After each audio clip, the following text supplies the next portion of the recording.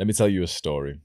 I'm 17 years old and I'm in a dark room. I'm in the garage of my house, and this is where we have our home gym. There's a bench, a couple of adjustable dumbbells, and a little barbell. I've only been working out for about a month so far, but I'm stood here in the cold, in the dark, and I've got like little weightlifting gloves on and everything, and I'm having like an average or maybe a little bit below average of a day, if I'm honest. Still feel like a loser even though I've been training hard. I've wasted like 2 hours today like fapping and watching YouTube videos and everything. But at least I'm here now in the gym. And so, I'm doing 1 set, 2 sets, 3 sets, starting to feel good, get sweaty, and slowly I'm warming up and my emotions are feeling better and a good song comes on, and before I know it, I'm literally in front of the little mirror like dancing and flexing and feeling good, and it just hits me of how beautiful this is. As a young guy, I can be here right now and feel so awesome doing something so productive, when for most of my life I've just been playing video games for the same feeling of like a high. The lesson of this story, many young guys know this, is just how beautiful weightlifting and going to the gym is for us, how powerful it is as a young masculine man, as part of this like tribe that we're all in to become strong. It is like literally the core habit for all of us, isn't it? It's like going to the gym is like the first core self-improvement habit for most of us. I want to give you 5 exercises that I think are probably better than a lot others when it comes to just building muscle, but also like feeling awesome. By the way, bro, you're consuming all of these educational videos, which is awesome. But let's be more serious. There is a war on masculinity. And for us to win this war, we need you to join our gang. I'm welcoming you to the Adonis gang. Come join your brotherhood by clicking the top link in the description right now and watching that welcome video after you finish watching this one. And the first exercise is incline bench press. The bench press is literally like one of the most famous exercises, one of the most popular, and everyone seems to do just flat bench press to start off like their chest day or their push session. And that can be awesome.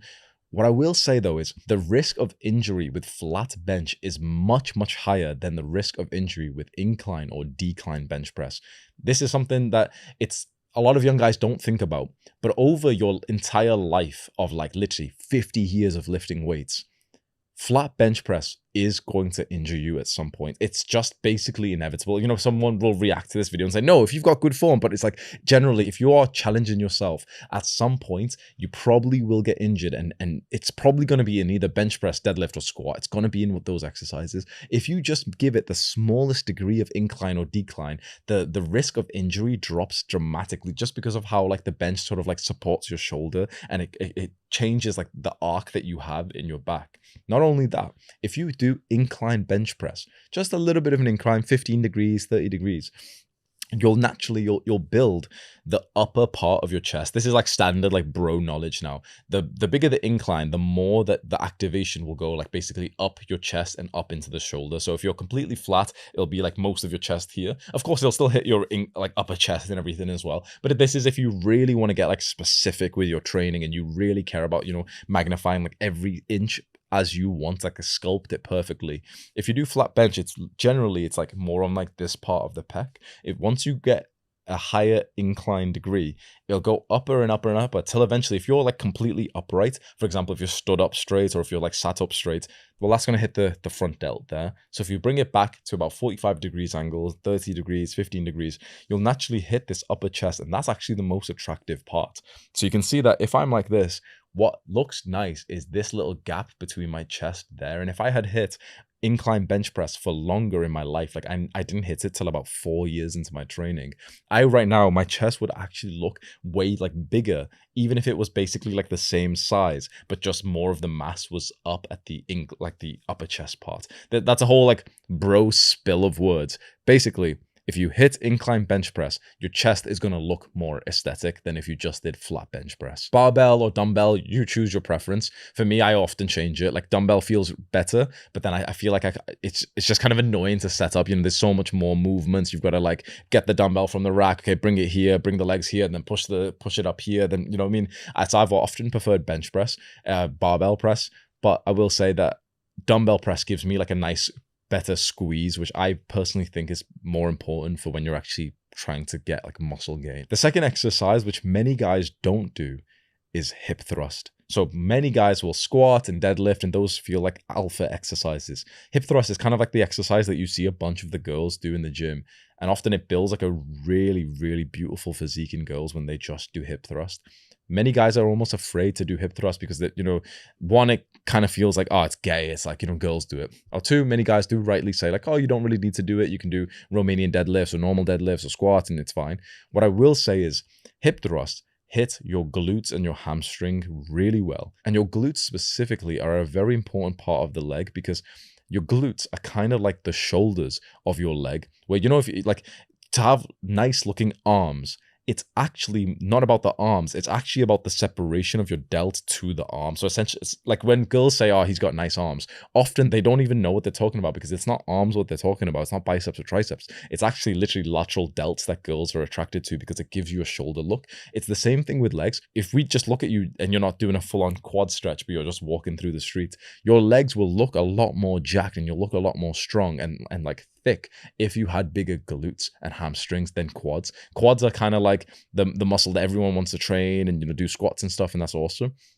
But if you want to have like that almost shoulder effect for the arm, you want bigger glutes for the legs. It gives you more of like this sort of thick butt look, which almost sounds absurd for guys, but trust me when I say like that's actually like it's very attractive and you look like you're strong, like you can move some big weights. And also just for like the sort of ego fun, hip thrust is the only exercise, at least for me, where I can make the bar bend. So there's videos of me where I've done like 200, 220 kg, whatever it was, 230 kg hip thrust. And that's like literally the standard Olympic bar starts bending at that weight. So that just feels like an awesome feeling. What is that? That's like 400 and something pounds, something like that. Maybe close to 500 pounds of hip thrust before. The third exercise, which is really important for men, and you probably thought I was going to put this in if you're a bit more of like a based young man and you've been watching videos like this for a while, is actually neck. Training your neck with neck curls and neck extensions. So neck curls are when you bring your like chin towards your body, and neck extensions when you move your chin up into the sky.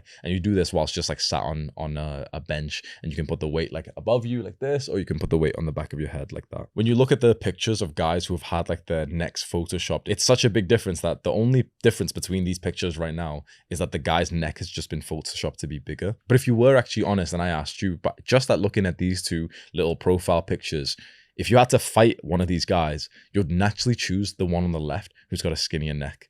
If you had to have one of these guys lead you into battle, you'd choose the one on the right who's got the thicker neck. It makes a bigger difference than you realize. It just kind of makes you look a lot more masculine. I realized that my neck was slacking when the amount of guys that I'd speak to who, when they'd see me in person after watching my videos, they'd always say the same thing, which is like, oh man, you're so much bigger in person than I thought you would be. And I kept on hearing from like guys say that to me. And I was wondering why, because I was like, why isn't like, my physique coming across? Well, I was like, well, in my videos, you only really see from this upwards. And that's why I started to focus so much more on the upper chest and the neck, because I realized, well, like for most of your life, really the muscles that are visible are actually some of these. It's like the upper chest, which will push out all kinds of shirt. Never mind, obviously, these like open ones. But your neck is basically always visible. Jackets, full sleeves. Even if you imagine like a turtleneck, like a full neck shirt, even that will it'll be clear that you've got a thick neck. If you saw Mike Tyson in like a full neck shirt or even a turtleneck, his neck will still look thick. It's one of those muscles that is like, it's always obvious. When you train your abs, it's like, it's often hidden. When you train, sometimes even you're like some like calves or something, it feels hidden. Sometimes you train like lateral delts and it feels hidden a little bit.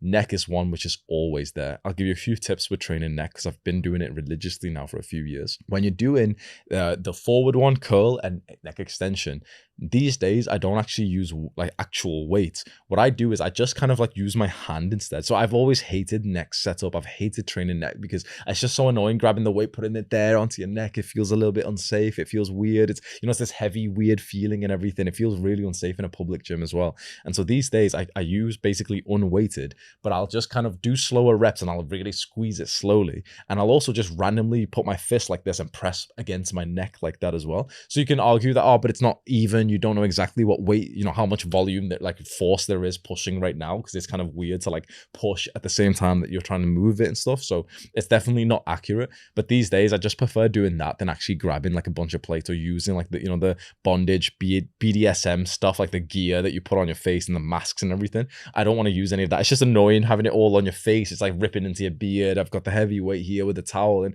I don't want to use that. So I literally just do it like this. And what I will say, I actually found a huge improvement to my neck when I did the side by side one. So it's so much easier doing like just forward curl or maybe a neck extension like this one, but actually doing it on the side. So just doing it like this, which you can literally just do as you sit and watch me right now, which is quite nice. You can literally just do this with your neck. Start here and push there.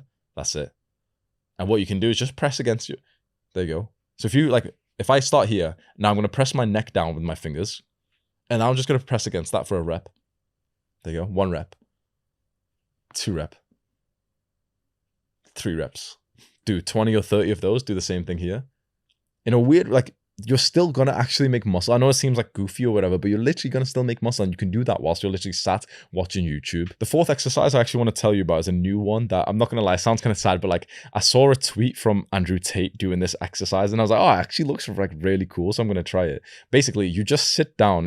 I'll show you a video of me. You sit down, you grab light dumbbells, and you just kind of go like this, almost like it'd be some kind of incline press, but you go for reps or time under tension. And I'm not doing this specifically just to make gains or anything, because I'm going for literally 50 reps, 100 reps on this one. So it's not about making muscle, but it's actually about the endurance for fighting. So if you're into martial arts, if you're into especially striking with boxing, or you do MMA, it's often one of the biggest problems when you're a beginner is your shoulders get tired and you kind of want to drop the arms. You almost get a little bit too tired and fatigued to keep your arms up. When you do a bunch of reps of this sort of dumbbell forward shoulder press, I don't know what we'd call it, seated dumbbell forward boxer press, whatever it is, right? When you do a set of 100 of these and you're in time under tension for 1.5 minutes, 2 minutes, 3 minutes, it's very similar to being in a round of boxing where you're throwing these punches. And so it just feels kind of fun because it's so different from all kinds of training that I've done before. We do these slow reps, we do front raises, presses, whatever. This was a very different style, and you're just going for as many reps as possible. So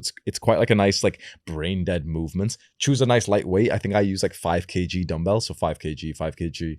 And my goal now is 105 reps without putting it down. It's almost like a mental thing. So if you're trying to maximize muscle, this won't really help you that much. But if you actually kind of want to feel strong in your body in cases you get into a fight or you want to improve for martial arts, this can be a really fun, unique movement to add in. You might be surprised for the 5th exercise that I'm going to talk about, which is skipping. So I could talk to you about any random, bodybuilding thing, okay, leg extension and bicep curls, fine. And that stuff's awesome, but you probably kind of know about that already. Chances are you're a guy right now who comes into the gym, hits his bodybuilding workout, weightlifting workout, and then just goes home and maybe doesn't do that much cardio. Skipping, I found, is the most fun type of cardio. And specifically, if you're trying to dominate the gym, look really cool in the gym, when you level up skipping, you look the coolest. So level 1 skipping, for example, is just skip normally, jump up, boom. Level 2 is kind of the boxer step. Level 3, you might do high knees. And eventually, my friend Scott, you can do all the weird one where you're doing a double skip. You're moving it on the side. You look proper cool and everything. It's awesome for fat loss. And I found, again, it's awesome for fighting, martial arts, but also, again, for the feeling of being confident in your own body. When you can skip for 10, 20, 30 minutes straight, you really strengthen a lot of those random muscles that you often don't hit in the normal gym. So a lot of muscles in your feet, a lot of muscles near the Achilles tendon and calves. When you're just training normal in the gym, weightlifting and bodybuilding, you're not really hitting these random ones. So for example, I trained for years and years and years in the gym, bodybuilding, weightlifting, and doing a few minutes of skipping burns these random muscles in my feet and everything. And it makes me think, oh, damn, my feet are actually really weak. I've never trained the muscles in my feet. Now, if you're a young guy, you only care about, packing on muscle mass and stuff. I totally understand, because I've been like that. If you're willing to listen to a bit of a older guy's idea, you really want to feel like you've got fast feet. It was only when I got a little bit older that I realized how important this feeling was. But you don't want to end up feeling like a stiff, slow bodybuilder. Even if bodybuilding's your main thing and weightlifting's your main thing, just having a little bit of fast feet where you feel like you can jump, you can sprint, you can move. It gives you this feeling of safety and security in your body, that if if chaos happens and some big emergency happens, imagine like, for the guys in US, imagine there's like some live shooting happening. Some people in the world right here, right now are going through a war. And what might save your life is the fact that you practice something like skipping, which made you quicker, or maybe sprints, for example. We're training to have an awesome physique and to, increase our 1 rep max in squats. And that's really nice. But really, if training could prepare you for like the chaos that the world can throw for you, like a potential war in your country, and you need to be able to sprint whilst you grab onto like your little sister's hand and bring her with you, that's like training. Now you're training. I know it's a bit of a crazy thought, but there's people right here like today who are literally going through wars, like the newest wars that you look onto the news right now as of like October the 11th. There's genuinely someone who watches our videos like every day. You might have literally liked his comments underneath one of our videos, and he's alive right now because he had been like sprinting and skipping training, and he needed that like yesterday or the day before when like chaos is happening in the world. And there's also someone who's not alive anymore because he didn't train this. Forgive me for sounding like it's his fault or anything, but like the reason to train hard is a lot more serious than you think. There's literally someone who probably watched a lot of our videos who, again, maybe you replied to his comment before, and he's not alive right now. And he might have been alive if he was able to sprint a little bit faster. Just something to bear in mind. And I apologize for putting you into like a proper dark mood, but like there is dark, hard times amongst us. Now more than ever, it's very important to be a strong man who's not just, doing just the bodybuilding, weightlifting sessions, but like who's becoming like an all-round fit, healthy, strong man. So I commend you. I respect you for being on this journey alongside me and joining our tribe, your brotherhood in this. Together we are the strongest tribe out there. Do the hard work, especially when you don't feel like it.